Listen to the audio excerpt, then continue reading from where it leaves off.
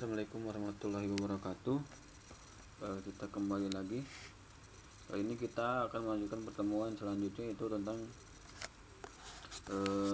yang pertama kita akan coba load balancing standar. Lalu kita akan coba penjadwalan. Yang ketiga kita akan coba blok virus, dan yang keempat kita coba web proxy. Nah, ke awal yang harus Anda lakukan adalah kita masuk ke pengaturan. Nah, di jaringan kita tambahkan adapter 3. Nah, di sini adapter terbit sama ininya tetap ke yang wireless. Oke. Ya sudah, kita mulai.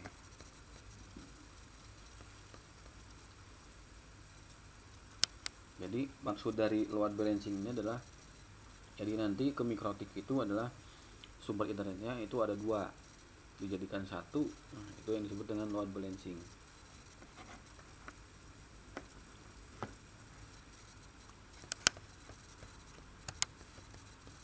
Masuk ke Winbox.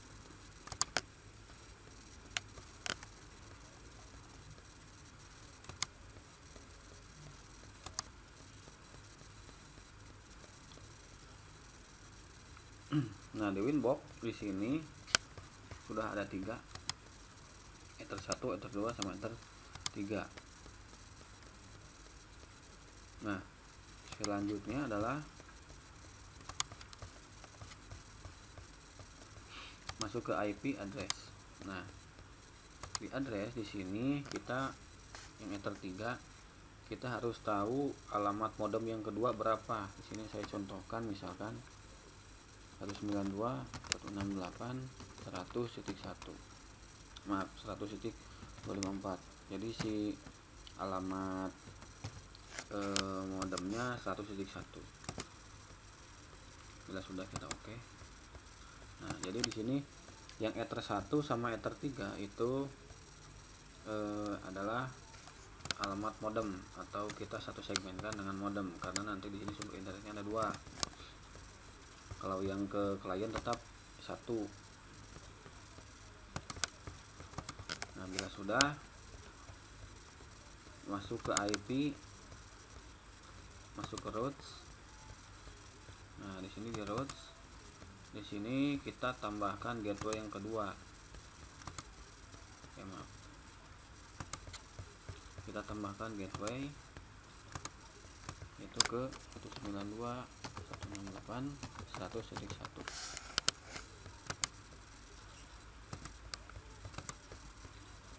Tuh.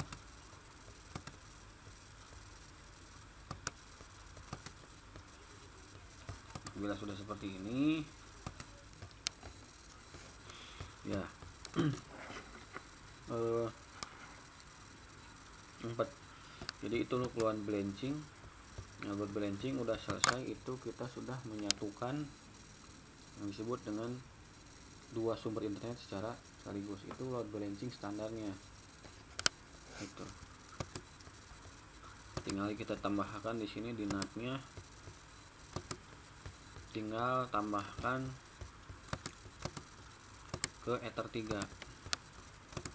Mas korek adiknya. Nah, itu. Jadi ada 2 chain untuk NAT-nya. Itu untuk load balancing standar. Lalu yang kedua adalah tentang blok virus. Nah, kalau untuk yang blok virus itu saya sudah siapkan filenya. Silahkan Anda kopas saja nanti. Nah, ini saya sudah kopas semuanya, sudah dibuat, tinggal kopas aja. Tinggal dikopas, masukkan ke new terminal, tinggal dipaste seperti ini. Coba masuk ke file IP ke firewall, filter wall. Nah, di sini sudah ada semuanya.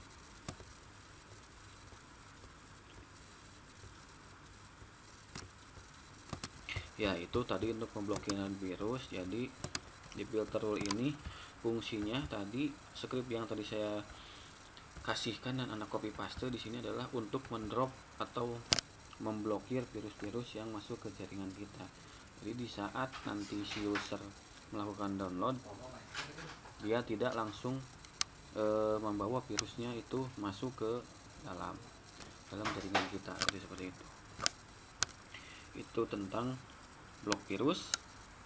Lalu selanjutnya adalah penjadwalan. Oke, penjadwalan di sini adalah fungsinya adalah kita bisa menjadwalkan sesuatu. Misalkan kita ingin menjadwalkan yang pertama restart otomatis, mati otomatis, lalu update otomatis dan lain-lain. Nah, di sini syarat yang pertama adalah perhatikan dulu NTP-nya. Ini NTP-nya. Sudah disetting atau belum? Yang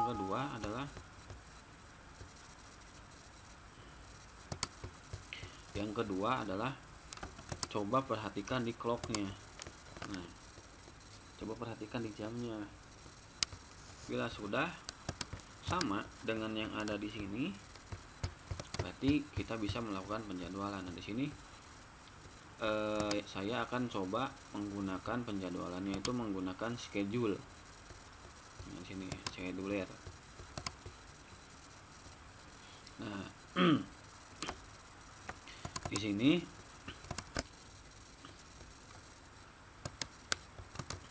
kita tambah baru. Di sini kita namanya contoh restart otomatis.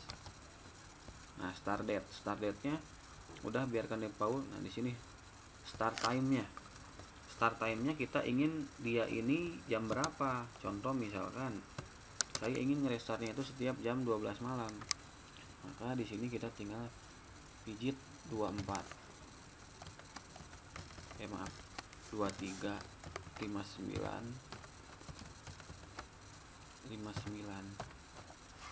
intervalnya di sini misalkan saya ingin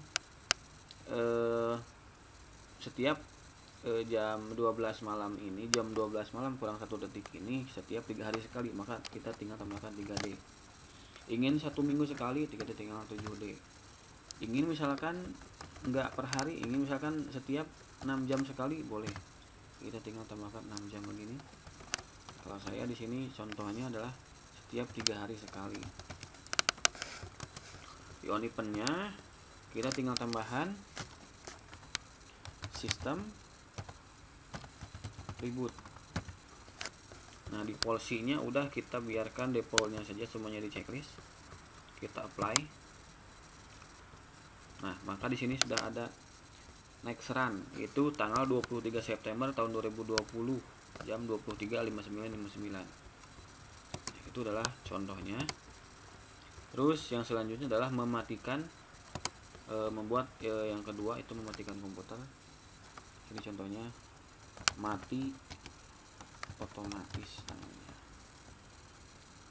Start time-nya saya ingin jam 6 pagi. 06.00. Di sini intervalnya saya ingin setiap 30 hari sekali. Itu dia melakukan restart otomatis. Nah, di sini tinggal sistem shutdown.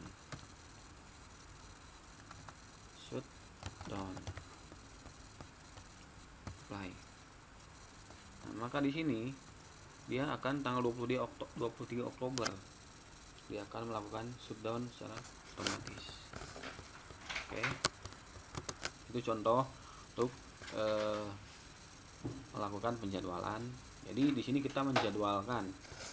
Lalu yang selanjutnya kita akan coba penjadwalan menggunakan firewall di firewall. Nah, kita akan coba penjadwalan di firewall. Di sini kita akan coba memblokir internet. Forward chainnya adalah forward, ininya adalah ether 1, out of interface ether 1, actionnya kita drop. Lalu di sini ada time. Nah, di sini ada time. Kita ingin si firewall ini aktif, misalkan setiap jam berapa sampai jam berapa, atau misalkan saya ingin dari jam 7 pagi sampai dengan jam, contohnya sampai dengan jam 13. Di sini aktifnya kapan saja, ada Sunday, Monday, Tuesday, Wednesday, Friday, Saturday. Nah, misalkan di sini saya Sunday-nya nggak aktif, lalu Saturday-nya nggak aktif. Jadi dari Senin sampai dengan Jumat yang aktif. Bila sudah kita apply, jangan lupa kasih komentar di sini, misalkan blok internet untuk siswa.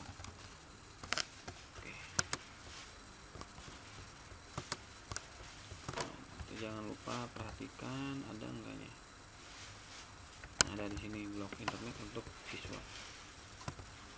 Nah, kita harus coba dari jam yang sudah kita buat ini, dari jam 7 sampai dengan jam 13, terus juga harinya dari Senin sampai dengan Jumat, agar kita tahu itu skripnya berhasil atau enggak. Itu tentang penjadwalan. Nah, setelah penjadwalan tadi sudah, lalu blok virus juga sudah, load balancing sudah. Sekarang kita coba ke web proxy. Kita masuk ke IP, masuk ke web proxy. Nah, di sini di web proxy kita tinggal klik enable. Ya, kita enablekan. Setelah enablekan, di sini portnya tetap kita defaultkan saja 8080. Lalu selanjutnya chat administrator, kita bisa ganti, contoh misalkan dengan alamat email saya, misalkan asep.dd70@gmail.com.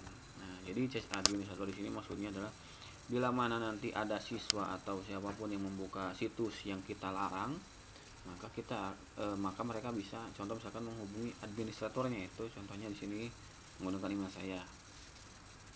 Lalu di sini ada maksimal chat size. Nah, di sini ada kita ingin kasih berapa maksimal size-nya. Kalau saya gini kasih unlimited saja. Lalu centang pada change on disk. Jadi change on disk ini kita gunakan si disknya itu kita gunakan disk yang eksternal gitu nantinya, agar tidak mengganggu penyimpanan yang ada di mikrotik, atau enggak mengganggu penyimpanan yang ada di mikrotik, intinya seperti itu. Lalu selanjutnya bila sudah seperti ini, kita oke-kan dulu.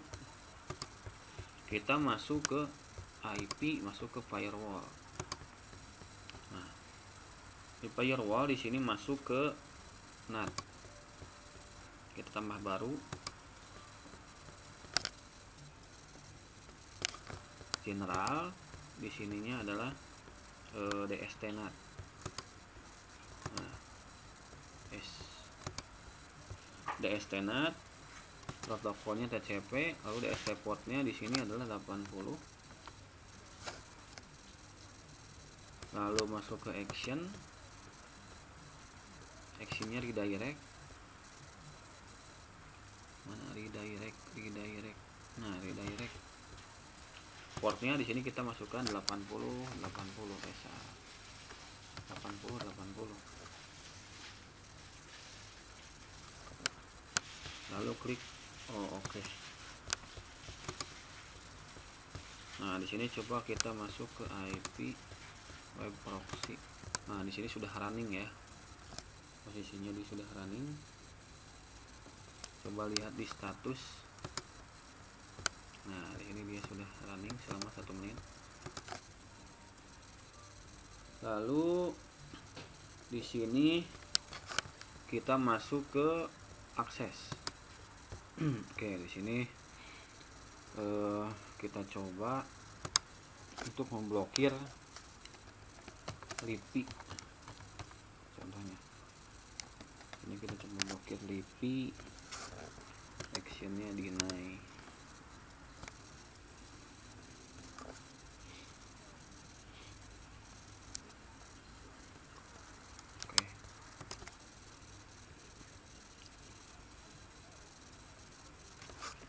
langsung coba.